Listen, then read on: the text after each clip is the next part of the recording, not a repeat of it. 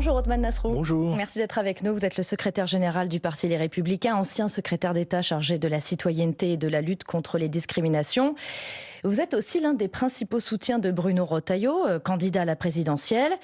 Et on entre donc à partir d'aujourd'hui dans une 5e vague de chaleur. Bruno Retailleau au pouvoir, c'est quelles mesures pour lutter contre le dérèglement climatique ?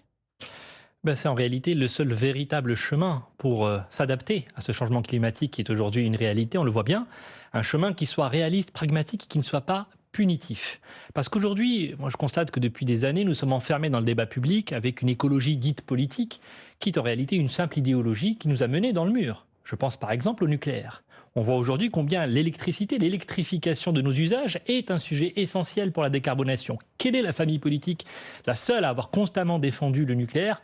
C'est la droite, ce sont les Républicains. Et donc Bruno Retailleau veut remettre évidemment le nucléaire au cœur de notre politique énergétique. Ça veut dire bien sûr s'adapter au changement climatique, mais par une écologie de progrès. Sans les éoliennes simplement sur le nucléaire. Sur les éoliennes, sur les énergies renouvelables, il ne sert à rien aujourd'hui de les subventionner massivement. Ça fait augmenter le prix de l'électricité pour nos concitoyens, il faut l'entendre, alors que nous n'avons pas besoin que ce soit l'argent public qui porte les énergies renouvelables. Il peut y en avoir, mais la politique énergétique essentielle, c'est le nucléaire et c'est l'hydroélectricité également. Pourtant, les énergies renouvelables sont une part non négligeable du mix énergétique aujourd'hui en France.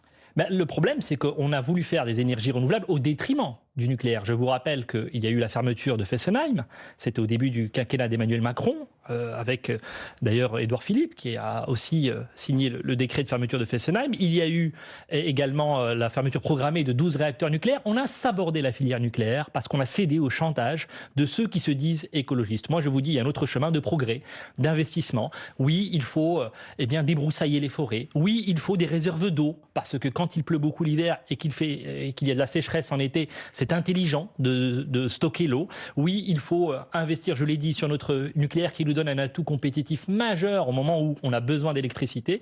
Mais il faut arrêter l'idéologie, il faut arrêter la punition qu'on inflige aux Français et qui ne mène à rien en réalité en matière climatique. Ça vous inquiète, vous, Othmane Nasrou, le réchauffement climatique ?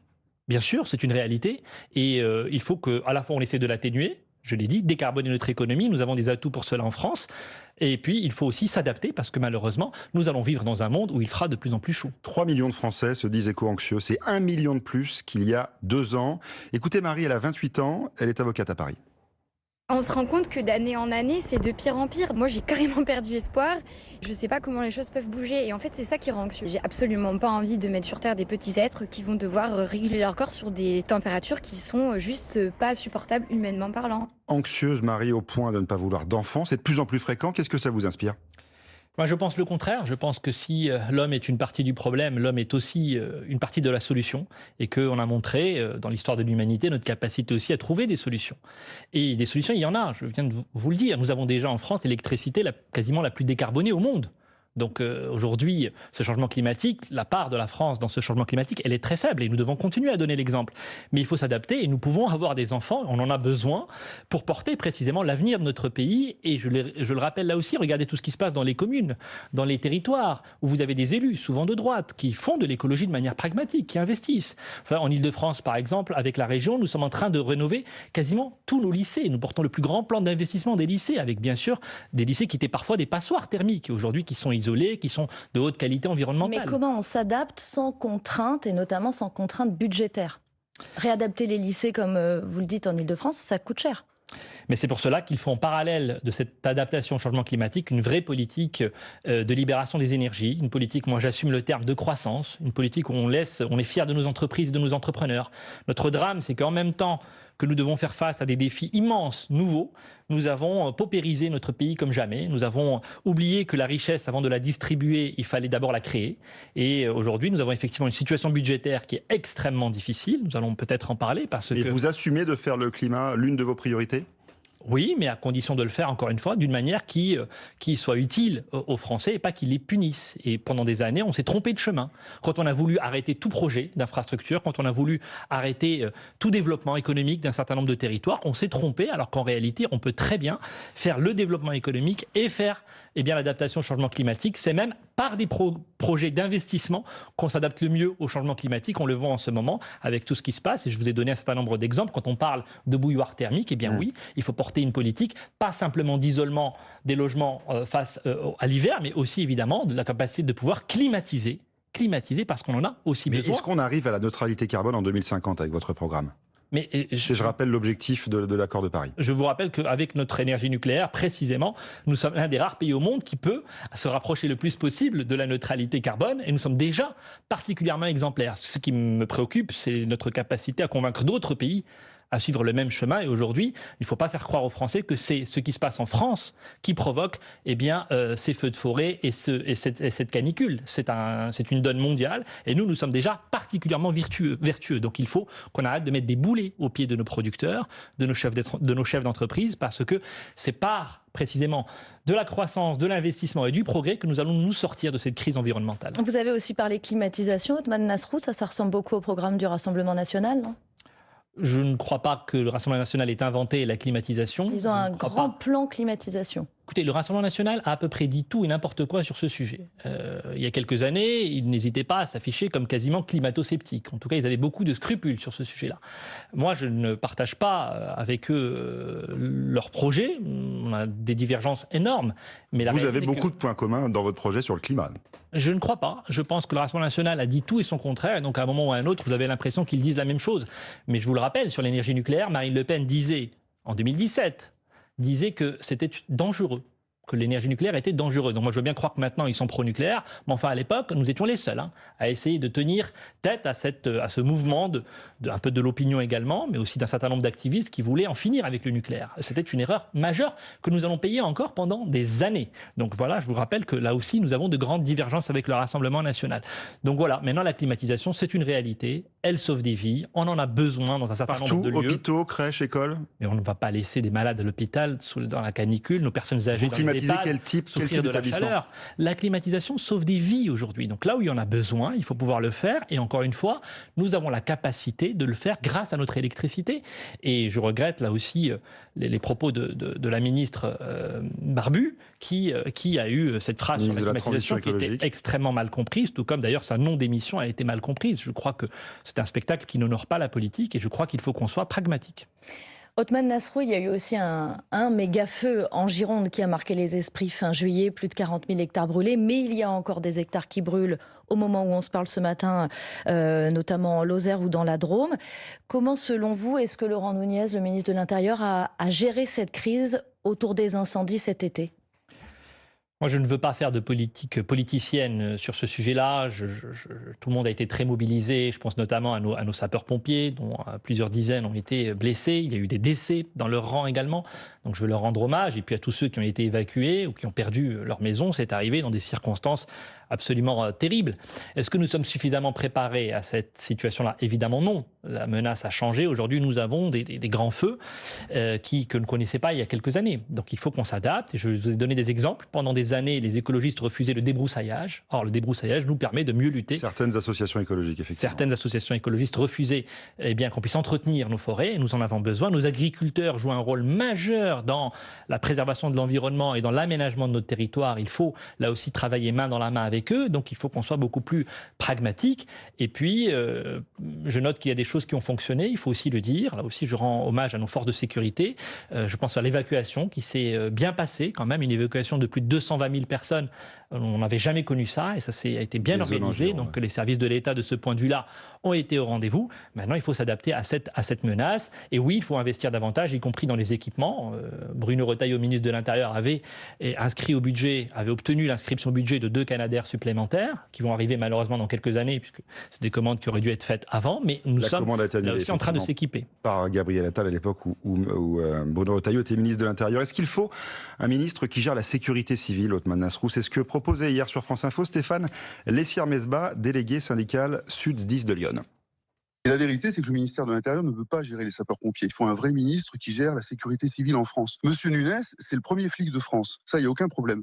Mais on ne peut pas dire que c'est le premier sapeur-pompier de France, en fait. Donc là, il y a un problème, c'est pas de sa faute à lui, mais il ne peut pas gérer un coup l'immigration, un coup les violences, un coup les attentats, un coup les pompiers. Enfin, à un moment donné, on vous a dit qu'on n'était pas des héros, et lui, c'est pas un héros non plus, en fait. Alors vous étiez secrétaire d'État au ministère de l'Intérieur au moment, il y a encore 2 ans, donc est-ce que c'est une bonne idée de créer un nouveau ministère pour la sécurité civile ? Je ne crois pas que la solution, à chaque fois qu'on a un problème à traiter, ce soit de créer un ministère dédié, sinon on ne va pas s'en sortir.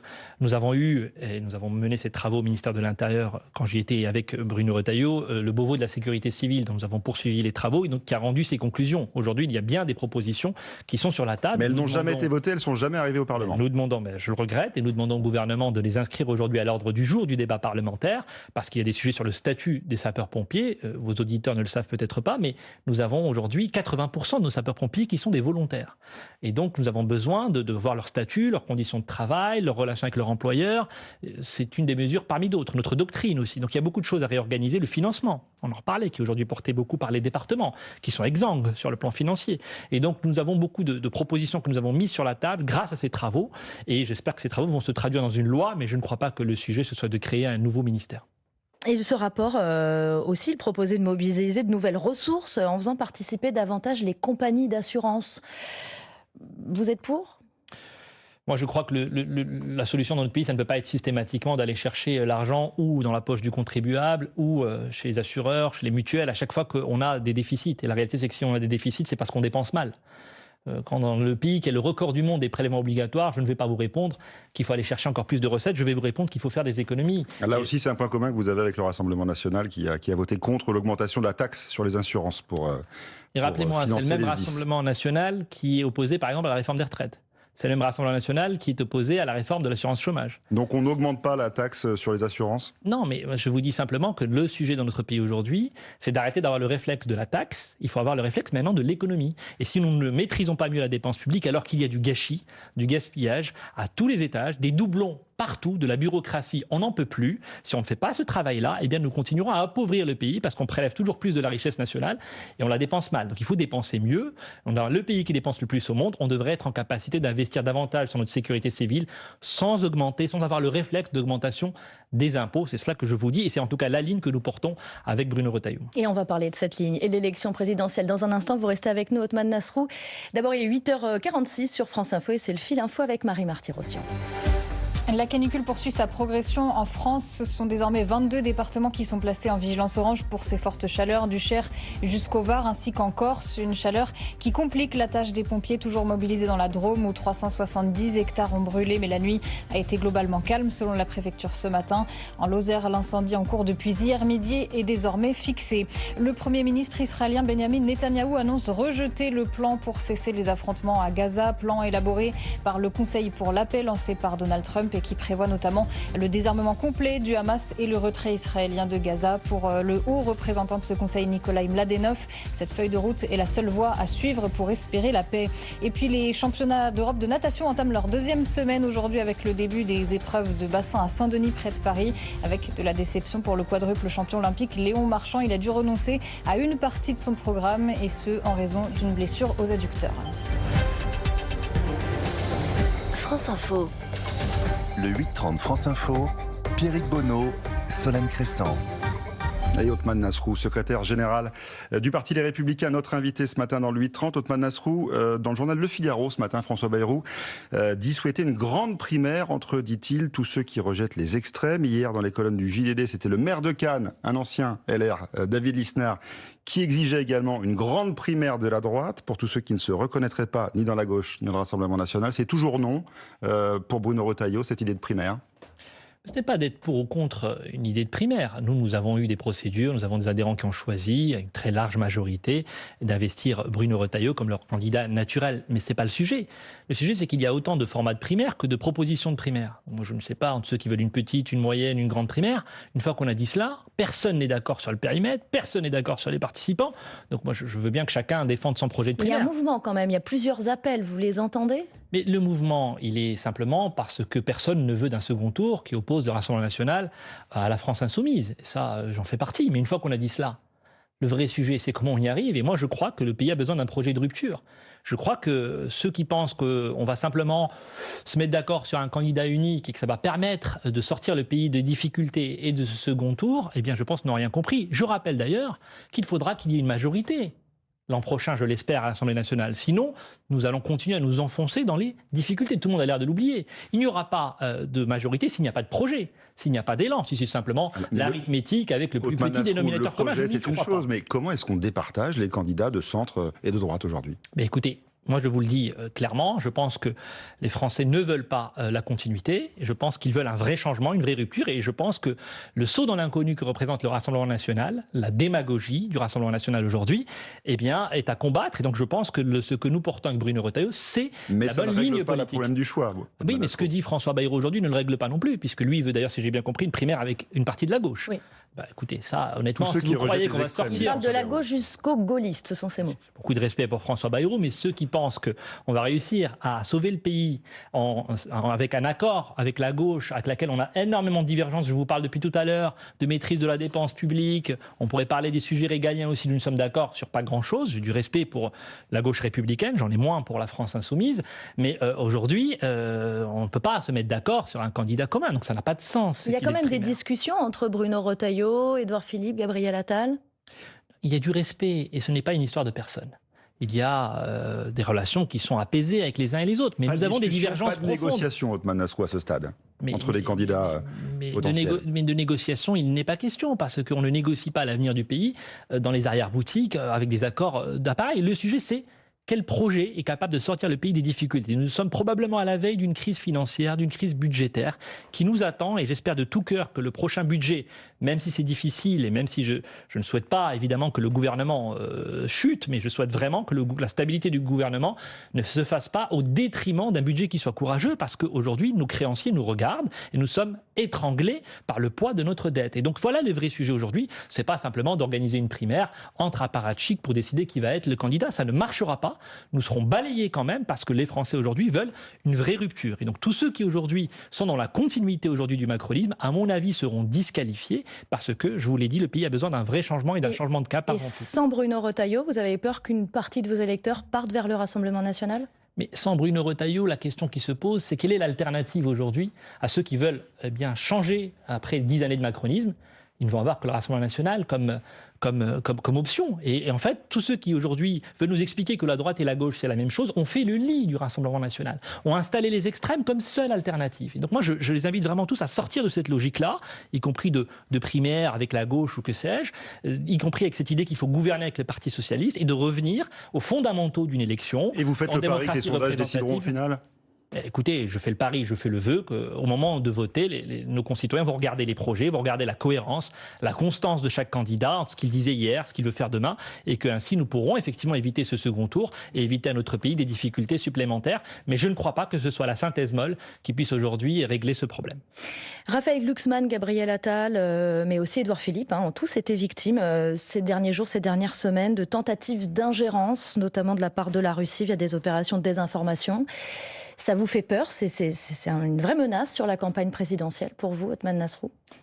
Des menaces, il y en a beaucoup aujourd'hui qui pèsent sur notre pays. Et évidemment que ce sujet des ingérences étrangères en matière électorale est documenté. Oui, c'est une vraie menace. Oui, il faut être vigilant. Maintenant, j'ai vu un certain nombre de sujets poindre au creux de l'été. Nous ne sommes pas là face à des menaces d'une ampleur qui méritent qu'on se préoccupe. Je crois que notre démocratie a la capacité de résister aujourd'hui. Est-ce qu'il faut légiférer à ce sujet ? Il y a un projet de loi qui va arriver à la rentrée au Sénat. Je ne crois pas. Il y en a eu d'autres avant sur la désinformation en matière électorale. Nous avons considérablement renforcé notre arsenal et notre capacité d'ailleurs à saisir la justice en référé dans ce type d'affaires. Donc il y a aujourd'hui une base légale qui me semble suffisante. On peut toujours l'améliorer. Mais je crois qu'aujourd'hui, les menaces qui pèsent sur notre pays, y compris en provenance de l'étranger, sont multiples. Elles ne sont pas simplement le fait de quelques comptes Twitter et de quelques faux visuels. Voilà, donc il faut être vigilant. Tout cela est documenté. Nous l'avons vu depuis plusieurs années. Je sais que la DGSI du côté du ministère de l'Intérieur, ou Viginum du côté de Matignon, sont évidemment très mobilisés sur ces sujets-là. Mais la réalité aujourd'hui, c'est qu'on a des drones aussi russes qui survolent l'Allemagne au moment même où je vous parle. Mais bien sûr, nous avons aujourd'hui des formes d'ingérence étrangère qui sont multiples. Nous avons toujours ce sujet... Emmanuel Macron parle de guerre hybride, lui. Oui, il a raison, mais encore une fois, il faut se donner les moyens de lutter contre cette guerre hybride sur notre souveraineté. Et on en a beaucoup parlé tout à l'heure, sur les questions énergétiques, sur notre capacité à lutter contre toutes les formes d'entrisme. Je pense aussi à l'entrisme des frères musulmans, qui noyautent parfois un certain nombre de services publics, ou même de collectivités. On l'a vu récemment. Donc vous voyez qu'on a des formes aujourd'hui multiples de déstabilisation de notre pays, de notre République. Il faut qu'on les prenne au sérieux. Et c'est une forme parmi d'autres. Et je crois sincèrement que nous sommes armés aujourd'hui pour y faire face. Othman Nasrou, merci d'avoir été l'invité du 8-30 France Info. Je rappelle que vous êtes secrétaire général du Parti Les Républicains et que vous êtes l'un des principaux soutiens à la candidature de Bruno Retailleau pour la présidentielle. Bonne journée. Merci beaucoup.